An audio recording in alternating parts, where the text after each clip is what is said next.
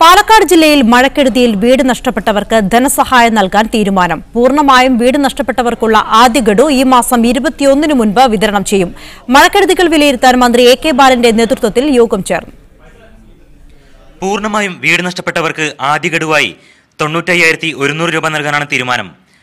പൂർണ്ണമായും തകർന്ന വീടുകൾ, ഭാഗികമായി തകർന്ന വീടുകൾ, വാസയോഗ്യമല്ലാത്ത വീടുകൾ എന്നിവയുടെ പരിശോധന പൂർത്തീകരിച്ച് റിപ്പോർട്ട് സമർപ്പിക്കാൻ ബന്ധപ്പെട്ട ഉദ്യോഗസ്ഥർക്ക് മന്ത്രി നിർദ്ദേശം നൽകി.